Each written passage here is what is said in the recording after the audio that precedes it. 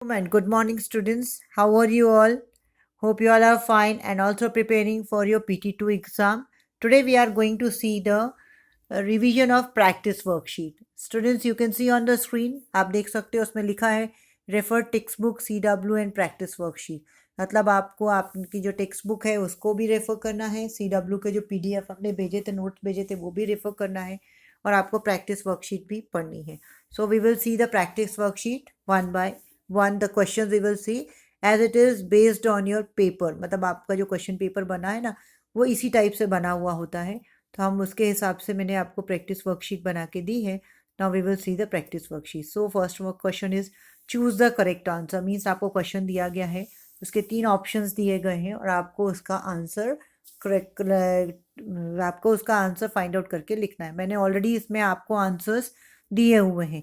One by one we will read, so you will come to know how you have to do it. आप answer में tick भी कर सकते हो, आप उसको सर्कल भी कर सकते हो, whatever is your choice, but do the correct answer. The first one is, what does Babuji get from the mandi? Babuji mandi से क्या लाए थे? Grains, farming tools or fresh vegetables. So what he brought the fresh vegetables. Second question is, what did Nandita see lined along the narrow street? Nandita ने narrow street में क्या देखा था? Bungalows, huts या buildings. So she saw the huts.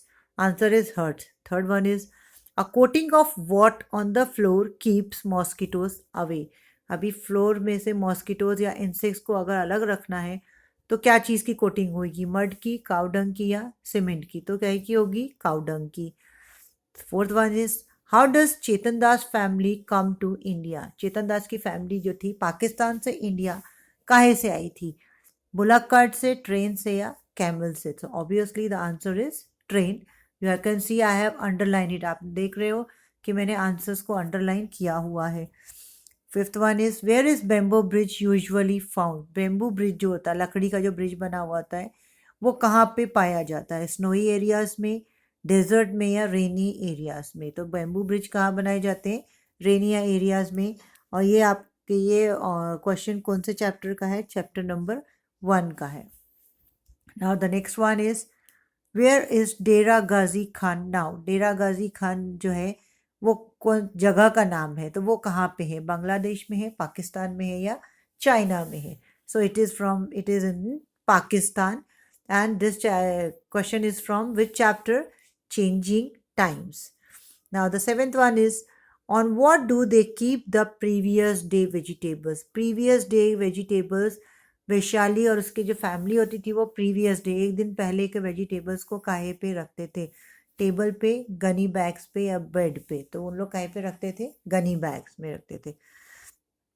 Now the next is, how did Nandita come to Mumbai? Nandita जो थी वो मुंबई काहे से आई थी? बस से आई थी, टेम्पू से आई थी कि ट्रेन से आई थी? So she came by the train. Now we will see the fill in the blanks. Vegetables which are not fully ripe are kept aside. जो वेजिटेबल्स पूरी तरीके से पकते नहीं हैं उनको हम कहाँ रख देते हैं? साइड पे रखते हैं। So the answer is fully.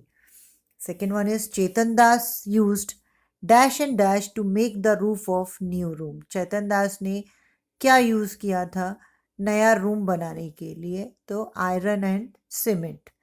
Third one is, in the village Nandita use to get water from dash and dash. Village में नंदिता को पानी कहाँ से मिलता था? कौन सी 2 जगहों से मिलता था? पॉन्ड से और रिवर से। Fourth one is, a dash helps a trolley to move across the river. अभी ट्रॉली जो चलती है ना, हमने फर्स्ट चैप्टर में पढ़ा था ना, ट्रॉली जो रिवर्स क्रॉस करके जो बच्चे स्कूल जाते हैं तो वो काहे में जाते थे? वो लोग ट्रॉली में जाते थे। तो ट्रॉली किस पे चलती थी? Did you remember? ट्रॉली काहे पे चलती है? पुली की हेल्प से चलती है। एक गोल सा सर्कल, लोहे का आयरन का सर्कल जैसा बनाते हैं, उसके हेल्प से ट्रॉली चलती है। Okay students, now we will see the true और false. First one is, Vaishali has to reach school at 7:30 AM। Vaishali को स्कूल सुबह 7:30 बजे जाना होता था। सो इट इज़ ट्रू और false? So it is true. Second one is, Nandita's mother lived with Nandita's mama. अभी नंदिता की जो मदर थी वो क्या नंदिता के मामा के साथ में रहती थी मुंबई में? No, it is a wrong answer. Okay, the third one is there was only one room in Bablu's house. Now, uh, जहाँ पे नंदिता की मामी जो थी वो जहाँ पे काम करती थी, बबलू के हाउस में वो काम करती थी, तो वो कहाँ पे था? वो ये students, now there was only one room in Bablu's house. अब बबलू के हाउस में सिर्फ एक ही रूम था? नो, उसके घर में बहुत सारे रूम्स थे. So this is a wrong answer. Now the fourth one is camel carts are used in desert areas. अभी जो कैमल कार्ट्स होते हैं ना, हमने फर्स्ट चैप्टर में पढ़ा था ना, कैमल कार्ट्स कहाँ फाइंड आउट होते हैं? डेजर्ट एरियाज में. मतलब राजस्थान में जो एरिया होते हैं ना वो डेजर्ट एरिया होते हैं और कैमल कार्ट्स वहीं फाइंड आउट किए जाते हैं. तो that is true answer. A vallam is a small wooden boat used in Kerala. अभी वलम जो है वो कौन सी बोट है? लकड़ी की बोट होती है. वो कहाँ यूज होती है? It is used in Kerala. Kerala में वो हमें मिलती है. Now the sixth one is Baba and Amma got there home build by a contractor. अब चेतन दास वाला चैप्टर हमने पढ़ा ना, तो उसमें उसके जो बाबा और अम्मा हैं उन लोगों ने जो अपना घर था वो कॉन्ट्रैक्टर से बिल्ड करवाया था. यस स्टूडेंट्स, आपको याद है ना किसने बनाया था? चेतन दास के फादर ने, और चेतन दास और उसके भाई बहनों ने मिलकर उस घर को बनाया था. So this is a wrong answer. You have to write it false. Seventh one is Babuji first sells the vegetables which are not ripe. अभी ये वैशाली वाला चैप्टर है, फ्रॉम मार्केट टू होम. इसमें वैशाली के जो फादर थे वो क्या करते थे? वो वेजिटेबल्स को बेचते थे पहले, जो पके हुए नहीं होते थे, जो रेडी नहीं होते थे यूज करने के लिए, उनको बेचते थे. No, it is also a wrong answer. So you will write it false. Eighth one is Nandita's mami washed utensils and clean 7 houses. अभी नंदिता की जो मामी थी वो सबके घरों पे जाके बर्तन धोती थी और 7 घरों का वो काम करती थी. So yes, it is a true correct answer. Now name the following.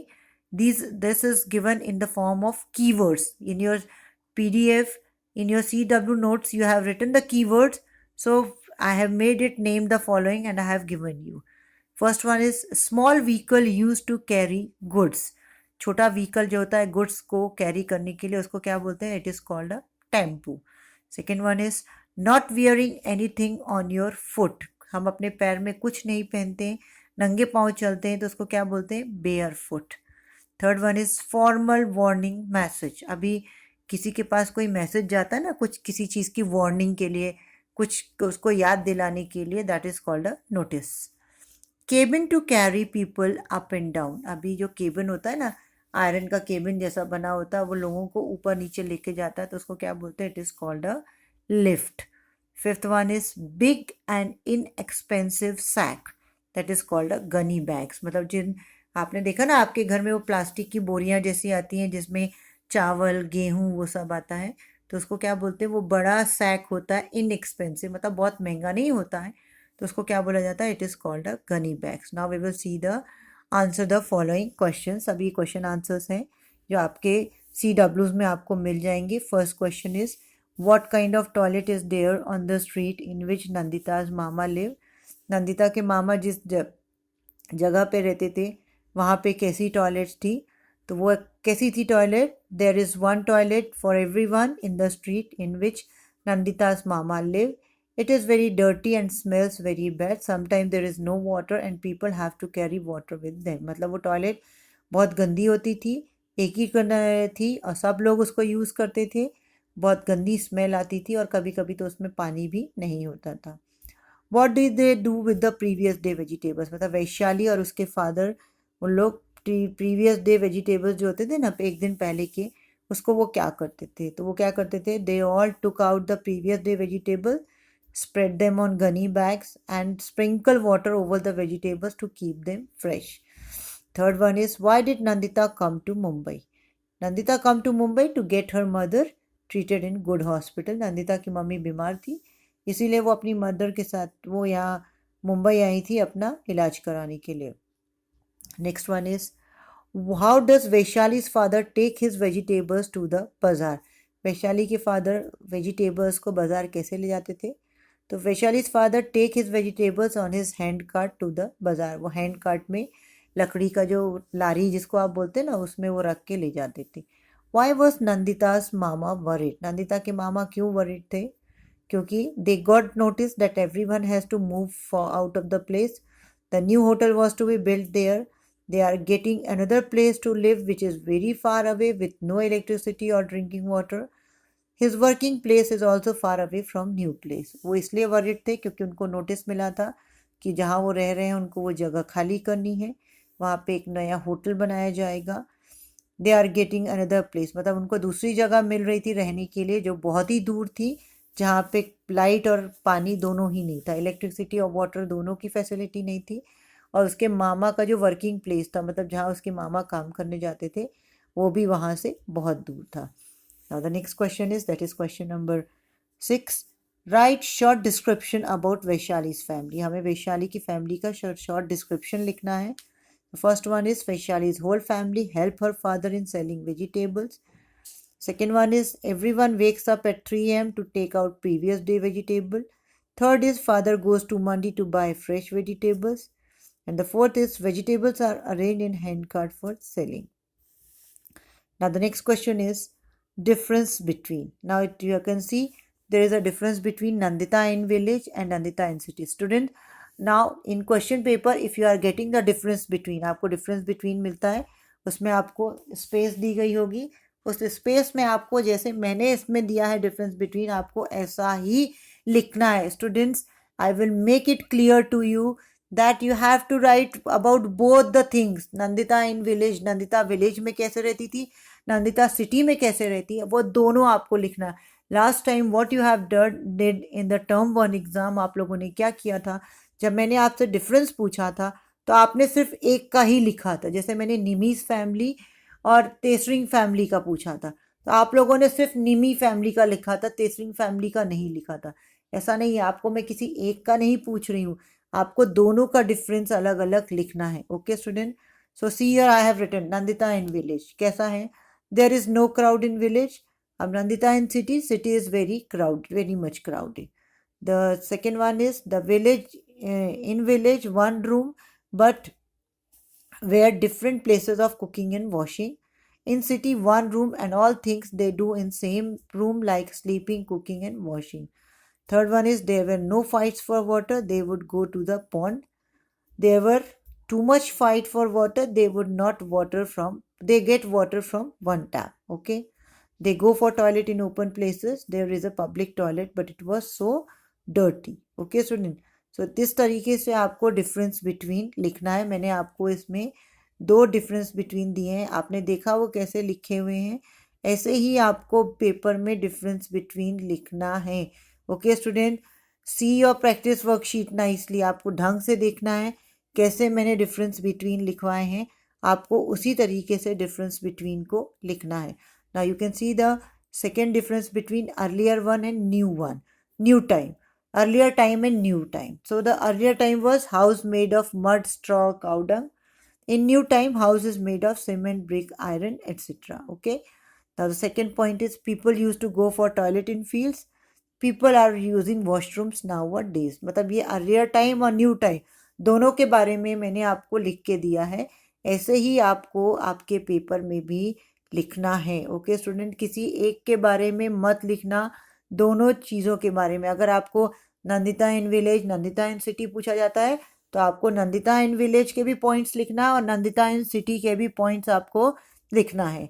अगर अर्लियर टाइम और न्यू टाइम पूछा जाता है तो आपको अर्लियर टाइम के भी पॉइंट्स लिखना है और न्यू टाइम के भी पॉइंट्स लिखना है। Okay student, now see the last question, that is question number 8.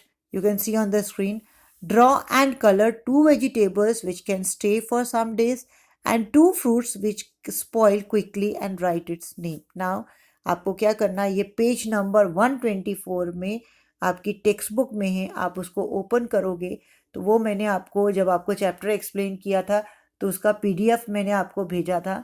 उसमें आपको क्या पूछा गया था, आपको 2 बॉक्स दिए गए हैं पिंक और ग्रीन कलर का, उसमें आपको क्या लिखना था, उन वेजिटेबल्स के नाम लिखने थे और फ्रूट्स के नाम लिखने थे जो कुछ टाइम तक स्टे करते हैं, मतलब 1-2 दिन हम उनको रख सकते हैं और उन वेजिटेबल और फ्रूट्स के नाम लिखने थे जो कि जल्दी सड़ जाते, खराब हो जाते, स्पॉइल हो जाते हैं।